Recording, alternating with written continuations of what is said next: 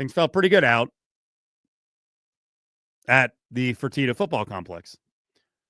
Now, they got some bad news the last couple of days. One of the guys who I think was going to be a starting linebacker, Charles Correa, who played a lot as a freshman, Gorman kid, well, he decided to go in the transfer portal. And then he came out real quick. And he is going to Purdue with Barry Odom. So we'd gotten a comment. Dan Mullen told me and 5 other media people, but I was asking the question in this case.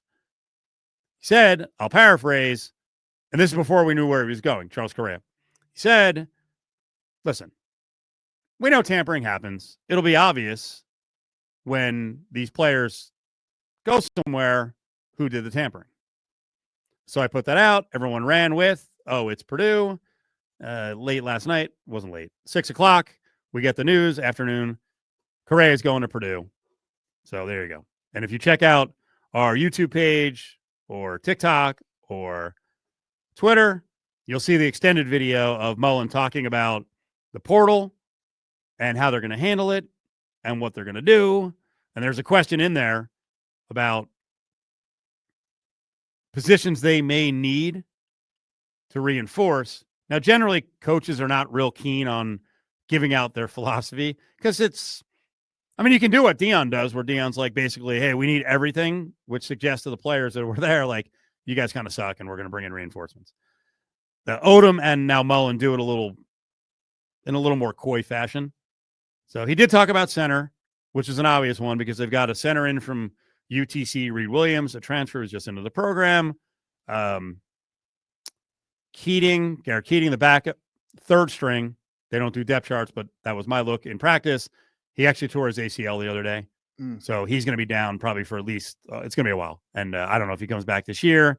Anthony Rosas, who was getting time at center, he went to the portal. So I asked him, center? Yeah, they're going to need a center. So they're offering centers. They just got a linebacker commit because Correa went in. They need more linebacker depth. They got a linebacker commit, a kid from UCLA.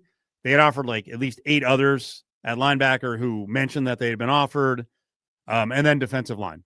So, and I saw a couple of defensive linemen hanging out. I got to retweet who they are, and I didn't put that out because they actually made it public. They put up pictures, but there were some biggins who were JUCO guys. So the continued build will roll on. And like I said, YouTube, Cofield Company will have all the details up there. Also on Twitter, both on UNLV All Access and at Steve Cofield, we put out a lot of info. So interesting times. Interesting times in the, dog eat dog world of college football.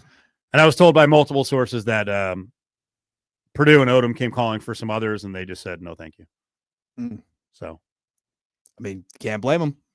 He's got to get that Purdue program going. There's no rules. There are no rules. And me mentioning this should not make anyone mad because there are no rules. If you're doing what you want to do, you can't get mad, right?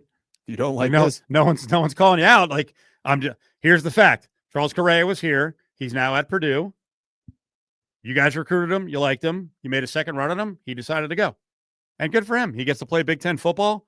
We'll see if Purdue this year has a winning record. I don't know if they will. They will be much improved. For sure. Because they are killing it in the portal. And what they're doing is the same thing they did at UNLV, but they're doing it quietly, just like they did at UNLV.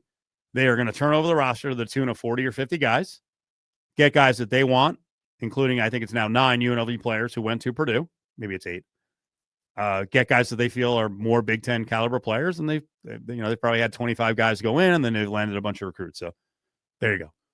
Yeah. When you have that familiarity with a coach, it's hard to leave that. It's really hard to leave that, especially the 8 to 9 guys who were here at UNLV and saw what Barry Odom did for this program. Like, that when a coach does something like that, it's hard to not want to follow him where he goes. Well, you tell us. You played at Utah. You were at Cal Poly. You did JUCO. The head coach often isn't in the initial recruiting process. A little bit here and there. It's a position coach. So Odom wisely took Vance Weiss, the O-line coach. So naturally, some O-linemen are going to go with Vance Weiss. Mm-hmm. He took this is a little bit different, but James Shebest is there. Maybe most importantly, the DC is the same DC he had here and linebacker coach Mike Shear. So who recruited Charles Correa? Mike Shear. So there you go. There's the match.